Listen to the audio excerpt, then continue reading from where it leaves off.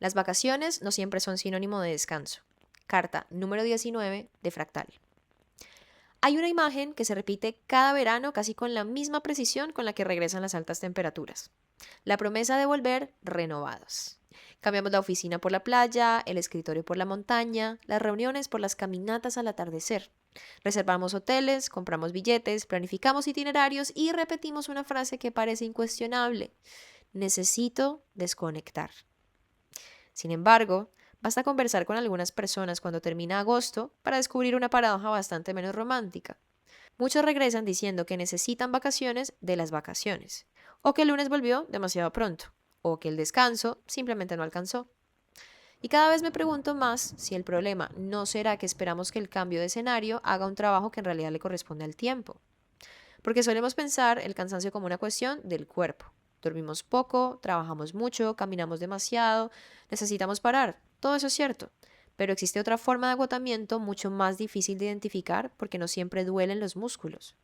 Es el cansancio de vivir aceleradamente incluso cuando no hay ninguna urgencia. Hartmut Rosa lleva años describiendo cómo la aceleración dejó de ser únicamente una característica del capitalismo para convertirse en la forma predominante de experimentar la vida. No hacemos más cosas simplemente porque haya más tareas, sino porque la sensación de que siempre falta algo por hacer termina instalándose dentro de nosotros. La velocidad deja de ser una condición externa y empieza a funcionar como un clima interior. Quizás por eso, cambiar de lugar no siempre modifica la experiencia del tiempo. Nos llevamos el ritmo con nosotros. La maleta pesa menos que la inercia. Y entonces sucede algo curioso. Llegamos a un lugar hermoso y, sin darnos cuenta, empezamos a administrarlo como administramos cualquier otra jornada.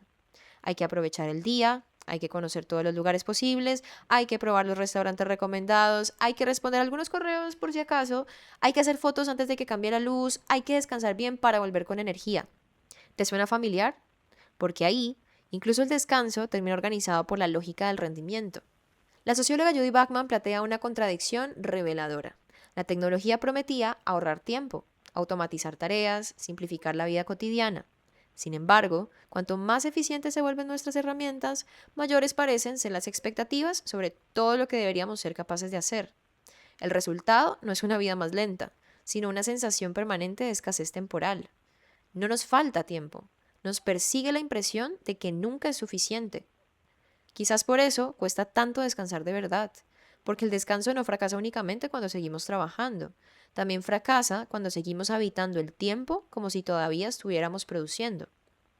Christina Maslach, una de las investigadoras que más ha estudiado el síndrome de burnout, explica que el agotamiento profundo no consiste solamente en estar cansado, también consiste en una pérdida progresiva de implicación emocional con aquello que hacemos.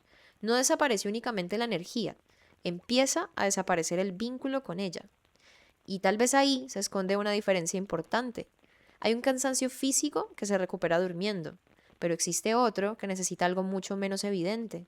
Necesita volver a sentir que el tiempo no siempre tiene que servir para algo.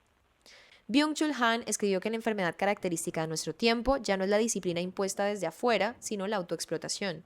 Y lo sé, repito muchísimo esta idea, pero es que aprendimos a convertirnos simultáneamente en quienes producen y en quienes exigen producir. Quizás por eso incluso las prácticas que históricamente estaban asociadas al descanso comenzaron a funcionar bajo la misma lógica.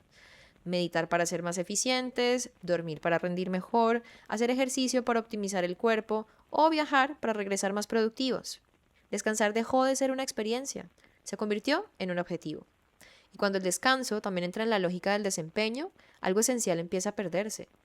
La carta anterior terminaba preguntándose si viajar consistía realmente en desplazarse o en aprender a mirar de otra manera.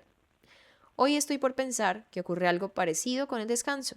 Descansar quizás tampoco consista únicamente en detener el cuerpo, sino quizás en modificar la relación que tenemos con el tiempo.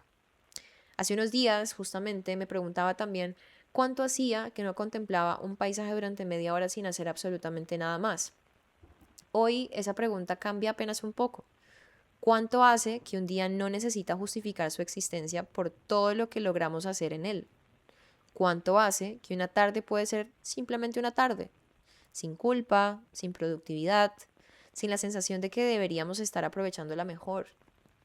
Porque creo que el descanso verdadero no aparece cuando desaparecen las obligaciones, sino cuando dejamos de negociar constantemente con el reloj, cuando por un instante deja de existir esa voz silenciosa que calcula, compara, anticipa y organiza el siguiente movimiento. No porque el tiempo se detenga, sino porque por primera vez en mucho tiempo dejamos de correr detrás de él. Tal vez las vacaciones nunca estuvieron hechas para convertirnos en personas nuevas. Tal vez solo nos ofrecen una posibilidad mucho más humilde y mucho más difícil. Recordarnos que existe otra forma de habitar el tiempo y que, una vez la conocemos, siempre queda la pregunta de cómo traer un poco de ese ritmo de vuelta a la vida cotidiana. Porque descansar, al final, quizá nunca haya sido escapar de la velocidad, sino dejar de creer que vivir consiste en alcanzarla.